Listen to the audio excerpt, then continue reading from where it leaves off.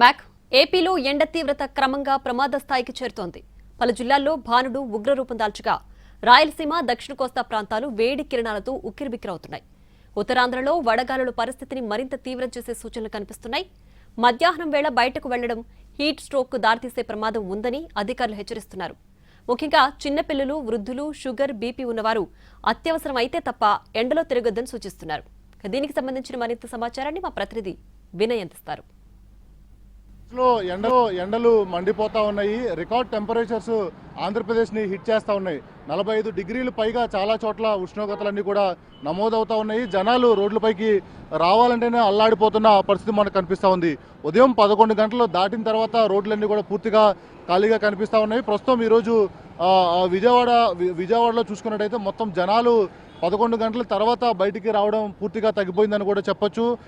10 గంటలకు బాణుడు బగ్గుమండం మొదలుపెట్టి సాయంత్రం 5 అయినా కూడా ఎండ తగ్గడం లేదు. 9-10 వరకు కూడా వేడిగాలులు, వడగాల్పులతో ప్రజలందరూ కూడా తీవ్ర ఇబ్బందులు పడుతున్న పరిస్థితి కనిపిస్తూ ఉంది. మరోవైపు ఈరోజు రాష్ట్ర వ్యాప్తంగా 200 మండలాల్లో 40 డిగ్రీల పైగా ఉష్ణోగ్రతలు నమోదవుతాయని చెప్పి కూడా వాతావరణ శాఖ అధికారులు చెప్తా ఉన్నారు. చాలా ప్రాంతాల్లో 44-45 డిగ్రీల ఉష్ణోగ్రతలు నమోదవుతుండడంతో అక్కడ ప్రజలందరూ కూడా తీవ్ర ఇబ్బందులు పడుతూ ఉన్నారు. ఉమ్మడి కృష్ణా జిల్లా వ్యాప్తంగా చూసుకున్నట్టయితే 41-42 డిగ్రీలు గత వారం రోజుల నుంచి కూడా టెంపరేచర్ అనేది కూడా నమోదవుతున్న పరిస్థితి కనిపిస్తూ ఉంది. దీంతో ఉదయం 9 గంటలకే ఎండ ప్రభావం కనిపించడంతో ఆఫీసులకు వెళ్లే వాళ్ళు కూడా చాలా ఇబ్బందులు పడుతున్న పరిస్థితి మనకు కనిపిస్తూ ఉంది.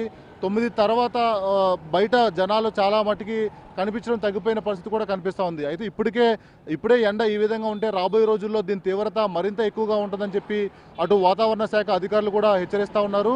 ముఖ్యంగా రాయలసీమ ప్రాంతంలో ఈ ఎండ ప్రభావం ఎక్కువ ఉంది. అటు కర్నూలు కావచ్చు, అనంతపురం, అదేవిధంగా నెల్లూరు, ప్రకాశం, కడప జిల్లాల్లో 44-45 డిగ్రీలు ఎండ అన్నది కూడా నమోదవుతూ ఉంది. గతంలో హైయెస్ట్ రికార్డ్ టెంపరేచర్ కూడా 46గా రాయలసీమ ప్రాంతంలోనే ఉంది. ఇప్పుడు అది కూడా క్రాస్ అయ్యే ప్రమాదం ఉందని చెప్పి కూడా వాతావరణ శాఖ అధికారులు చెప్తా ఉన్నారు. ఇలా ఓవరాల్గా రాష్ట్ర వ్యాప్తంగా బాణుడు ఉదయం నుంచి కూడా బగ్గుమండడంతో ప్రజలందరూ కూడా తీవ్ర ఇబ్బందులు పడుతూ ఉన్నారు. 11 గంటలకు చాలా పీక్ టెంపరేచర్ అనేది కూడా నమోదవుతున్న నేపథ్యంలో అల్లాడిపోతున్న పరిస్థితి కనిపిస్తూ ఉంది. అత్యవసర పనులు నిమిత్తమే వాళ్ళందరూ కూడా బయటకు వస్తున్నారు తప్ప అసలు రోడ్డు మీద జనాలు కనపడిన పరిస్థితి అయితే మటుకు విజయవాడ వ్యాప్తంగా కనిపిస్తూ ఉంది. ఈరోజు ఆదివారం కావడంతో ఫ్యామిలీలతో రెస్టారెంట్కి వెళ్తారు, బంధువులు ఇంటికి వెళ్తారు. కానీ అలాంటి పరిస్థితి ఏం కూడా విజయవాడలో చాలా తక్కువగా కనిపిస్తూ ఉంది. ఎందుకంటే ఆ ఎండల ప్రభావం అంతా హెవీగా ఉన్న నేపథ్యంలో ప్రజలందరూ కూడా చాలా జాగ్రత్తలు తీసుకుంటూ ఉన్నారు. మరోవైపు అటు వాతావరణ శాఖ అధికారులు కూడా జాగ్రత్తలు తీసుకోవాలని చెప్పి కూడా పదే సూచిస్తూ ఉన్నారు. ఎందుకంటే ఈ ఎండలు అంటే 45 డిగ్రీలు పైగా